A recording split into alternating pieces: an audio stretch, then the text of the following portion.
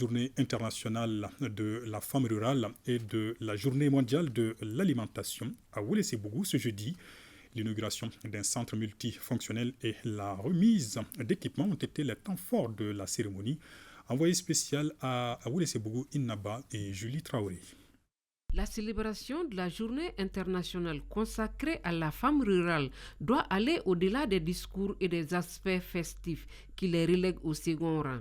Les décideurs et les partenaires doivent donc s'investir pour l'émergence des femmes rurales afin de réaliser leur autonomisation dans tous les secteurs. Les équipements là, les femmes rurales qui sont à Ouelessebougou et les femmes rurales qui sont à Bougouni et les femmes rurales aussi qui sont dans les différentes régions, tout le monde quand même va avoir leur part.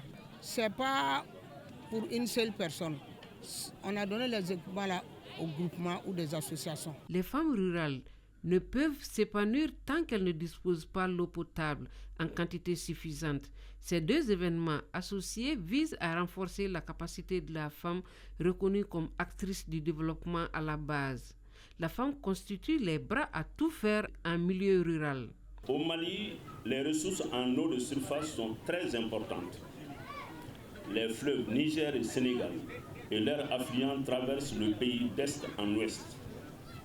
À l'échelle mondiale, l'agriculture est le plus grand consommateur des ressources en eau douce de la planète et représente 70% de la consommation totale d'eau. La production agricole provient des terres irriguées à hauteur de 40%. Or, celle-ci ne représente que 20% des terres arables. Les femmes rurales ont fortement contribué à l'atteinte des résultats de production avicole, piscicole, animale de 2021 à 2022 du département de l'élevage et de la pêche. Pour ce faire, je voudrais profiter de cette tribune pour féliciter et encourager les femmes rurales pour leur apport inestimable à la quête de la souveraineté alimentaire et nutritionnelle. Face au problème d'eau potable, le représentant de la FAO estime qu'une attention particulière doit être accordée aux femmes rurales. Plus d'un tiers de la population mondiale n'a pas accès à l'eau.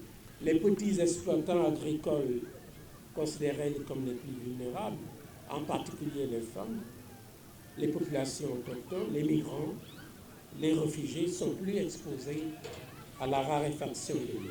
La 27e édition de la Journée internationale de la femme rurale, couplée à la Journée mondiale de l'alimentation, est une journée d'information et de sensibilisation en faveur des femmes rurales. En allant à Ouelessebougou, le ministre de la Promotion de la femme, de l'enfant et de la famille n'est pas allé les mains vides. Elle a donné un important lot d'équipements aux femmes rurales de tout le Mali. Elle a aussi procédé à l'inauguration du centre multifonctionnel de la localité. Ce centre va servir certainement de lieu de renforcement des capacités des femmes, de formation et d'amélioration de leur état de santé. Qu'il me soit permis enfin de remercier le projet Autonomisation des femmes et dividendes démographiques, communément appelé Suède, pour avoir accepté de financer l'équipement du centre à hauteur de 15 millions de francs CFA. Ici, à Ouelessebougou, lors de la cérémonie de célébration des deux événements, des promesses sont faites afin que la femme rurale joue pleinement son rôle dans la société. L'eau et la terre agricole doivent être mises à la disposition des femmes, surtout celles du monde rural.